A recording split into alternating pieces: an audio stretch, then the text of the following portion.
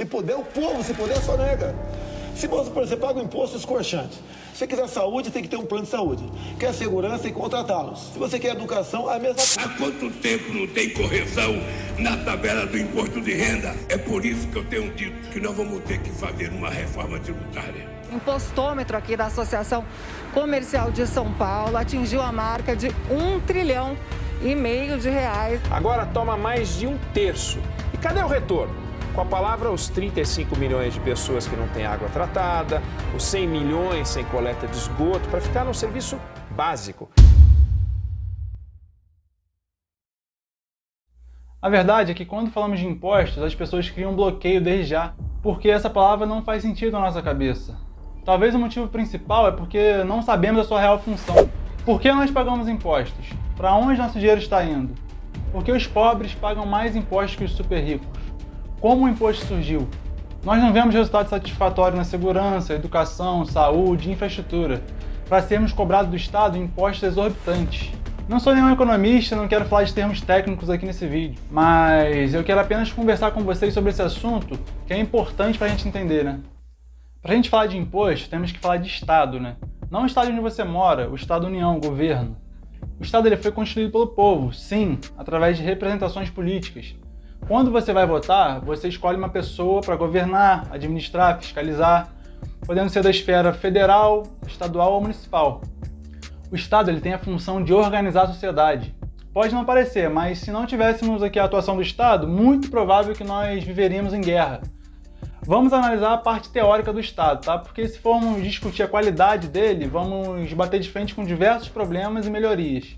O Estado regula a sociedade, o lugar onde nós vivemos, por meio de leis, decretos, normativas, visando sempre o equilíbrio e a organização. Através da função de organizar, o Estado tem por obrigação a distribuição de medicamentos e vacinas, proteção, mediante a segurança pública, educação e infraestrutura. Caso contrário, dependeríamos da iniciativa privada, né? Para pavimentar as ruas, vender segurança, educação e disponibilizar saúde. Sabemos que isso já acontece, mas não como um todo. A maioria ainda depende do Estado. Para o Estado conseguir realizar seu trabalho, ele precisa de recurso, ou seja, dinheiro. E como ele consegue esse recurso? Adivinha? Através dos impostos, taxas e contribuições. Então nós chegamos aonde nós queríamos, né? A Constituição, na teoria, no artigo 6º, ela define quais são os serviços que o Estado deve fornecer. Cabe a nós entendermos isso, né? Que é educação, saúde, trabalho, moradia, previdência social, maternidade, assistência aos desamparados, né? Contudo, não há uma cláusula que fale o que deve acontecer caso o Estado falhe em cumprir, né, o seu dever, e nem qual o preço que nós, consumidores, devemos pagar pelos serviços prestados. A coleta dos impostos não é uma atividade atual, muito pelo contrário.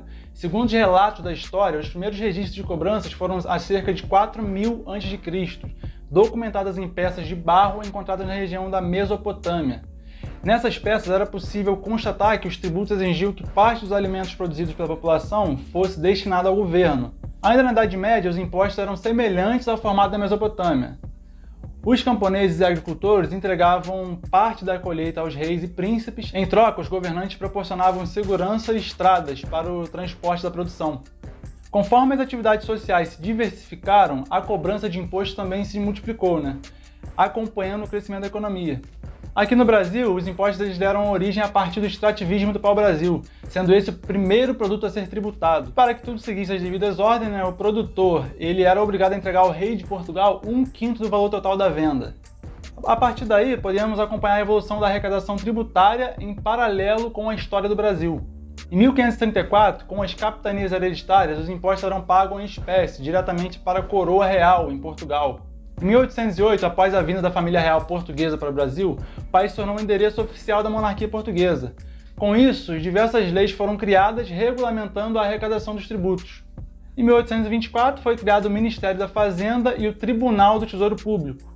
Lá em 1968, foi criada a Secretaria da Receita Federal, como nós conhecemos hoje, né? E assim, o modelo de cobrança de impostos no Brasil ele não enfrentou grandes mudanças desde 1968 para as pessoas físicas, né? Em contrapartida, para pessoas jurídicas, as atualizações são mais frequentes. Existem vários tipos de impostos, né? Federais, municipais, estaduais. Agora, os impostos sobre as mercadorias e serviços pesam muito no bolso do pobre no Brasil.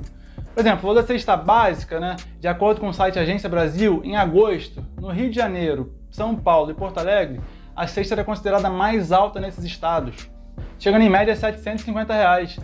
Com base na cesta mais cara do Brasil, que era de São Paulo, o salário mínimo ideal para suprir as despesas de um trabalhador e sua família, como alimentação, moradia, saúde, educação, vestuário, higiene, o salário mínimo deveria ser de R$ 6.298, né? Ou seja, o valor 5 vezes superior ao salário mínimo atual, né? Que é R$ 1.202.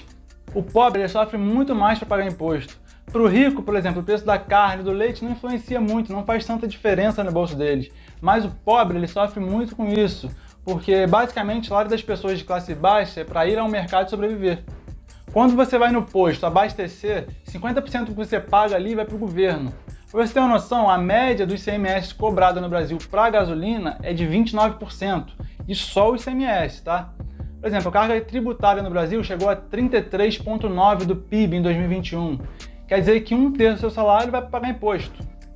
O brasileiro ele tem que trabalhar 5 meses para pagar imposto, diz estudo. Sendo que o governo ele não te garante benefícios sobre tudo que você paga. E sem falar, né, na corrupção, desvios, obras paradas. Levantamento dos auditores da Receita Federal mostra que os assalariados eles pagam proporcionalmente aos rendimentos mais imposto de renda que os contribuintes super ricos.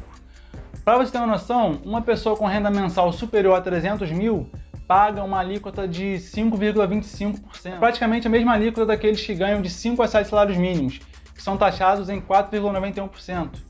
Quem ganha mais de 320 salários mínimos no Brasil tem quase que 70% do dinheiro livre do imposto de renda. Isso é um absurdo, né? Já o trabalhador que recebe entre 1 e 2 salários mínimos, ele tem apenas 13% dos rendimentos isentos, né? Os analistas eles afirmam que as distorções na cobrança do imposto de renda só serão corrigidas por meio de uma ampla reforma tributária. De forma geral, os impostos eles incidem sobre o consumo, a renda e o patrimônio dos cidadãos e das empresas. Em todos os 3 pilares existem distorções que beneficiam os ricos e penalizam os pobres. Em países desenvolvidos, a carga tributária é menor. No Canadá, por exemplo, é de 23,5%. Nos Estados Unidos, é 17,5%. Enquanto que aqui no Brasil, nós estamos pagando carga tributária quase que 40%. Lá no século XVIII, né, um escocês chamado Adam Smith ele defendia o liberalismo econômico, que em resumo é a não intervenção do Estado na economia.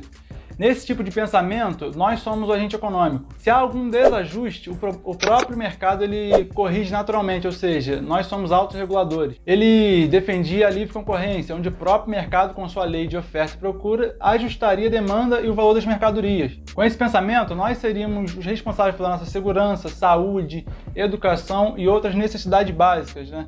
Não teria, por exemplo, o Auxílio Brasil, que ajuda milhares de pessoas que estão em situação precária. Cabe ao Estado, no liberalismo, a manutenção da ordem, a preservação da paz e a proteção à propriedade privada somente. Para os anarcocapitalistas, que é um outro tipo de pensamento, até parecido com o liberalismo, os impostos eles são considerados uma agressão.